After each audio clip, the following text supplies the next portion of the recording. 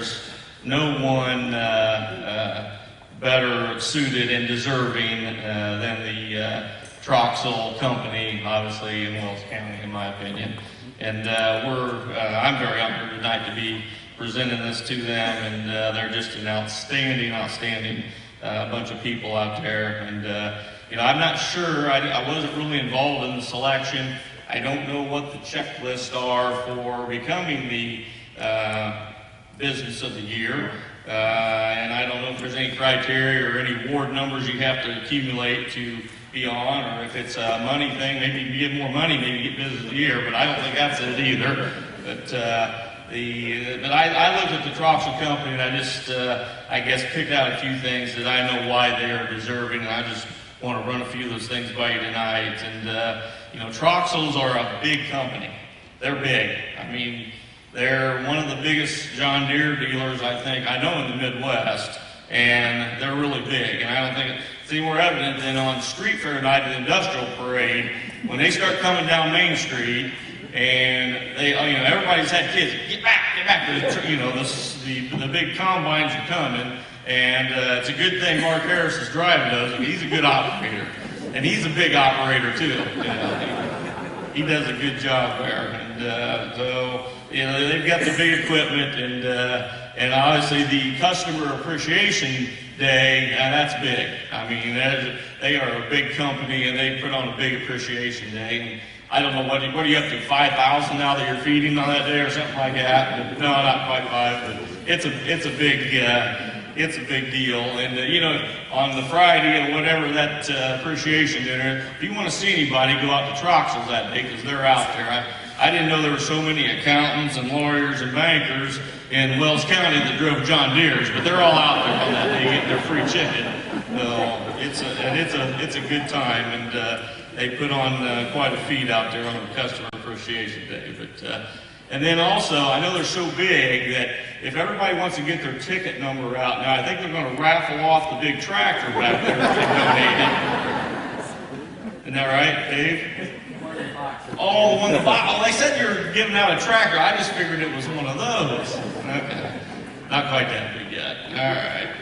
Well, then the other thing is they have great service. I remember one time Dave, and he probably doesn't even remember this, but I was just started farming, and I had a dryer that wouldn't fire up for me, and it was late Saturday afternoon, maybe even into the evening, I'm sure, and I called into Troxel's, and I was just really hoping for somebody to answer the phone, let alone get me any service. But and Dave answered the phone, and like I said, it was probably 6 in the evening, something like that, and on a Saturday, and told him what was going wrong, and I'm sure he probably thought I was about as ignorant about that grain dryer as Barack Obama is solving the budget problem. Anyways, I tried to explain to him, but I wasn't getting anywhere.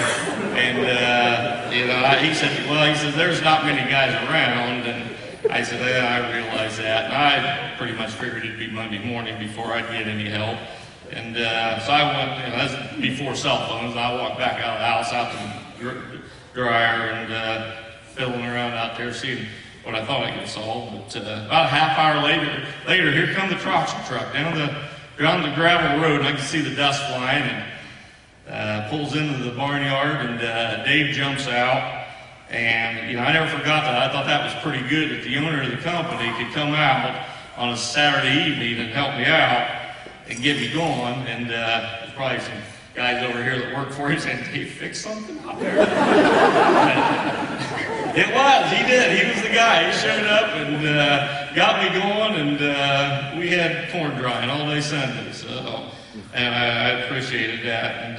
And so I'm sure he doesn't even remember that, because he probably did it for many guys. But I'm sure some of the Troxel kids could tell you they were probably late on Sunday mornings at church once in a while, because they had to sit some parts out or something before they went to church, and because somebody was needing something. And but that's the kind of service that they've always given, and I know that's why they're deserving another reason they're deserving of the Business of the Year. Hello everybody, my name is Dave Troxel, and on behalf of my brother Dick, his wife Patty, my wife Chris, myself, and all our employees, I would like to thank the Wells County Chamber of Commerce for this award of 2012 Business of the Year. We are truly humbled, honored, and proud. Thank you. And Rick, I do remember that service call. And that fan, you work on this fan, it's got an inspection hole about a 10-inch diameter, and you get your hands in there. Well, Rick was raising a family of rats in there, and he didn't tell me that. And I still have nightmares, Rick.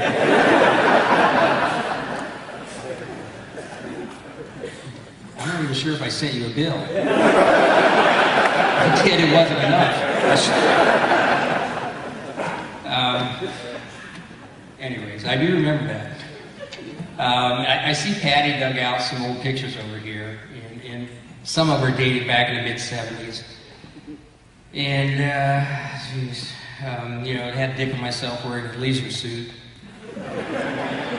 And I just wanted to let you know that it was an award for grain dryer sales, not for a disco dance contest. Leave that fancy to my wife. For those of you that don't know who we are, I'm going to give you a short history of our company.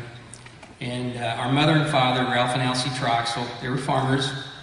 And back in 1960, Dad started selling Brock grain bins. And the business name was called Troxel Bin and Dryer Sales. And Dick and I grew up working on the farm and working in the business. And then in 1975, Dick and I bought the farming operation in the bin and dryer business from our parents. And around 1980, we started selling post buildings. 1987, we bought a Ford New Holland store. And this is what got us started in the implement business. And at that point, we changed our name to Troxel Equipment Company. And then in June of 1991, we signed on with John Deere Company to sell and service their full line of equipment, and which was a good move for us. And in 1994, we then parted ways with Ford and Holland. In 1996, we exited the building business. And then in 1999, Dick and I quit our farming operation to concentrate on our growing business that we had. In 2002, we started an employee stock ownership plan, and this gave our employees a chance to own stock in our company through a retirement plan.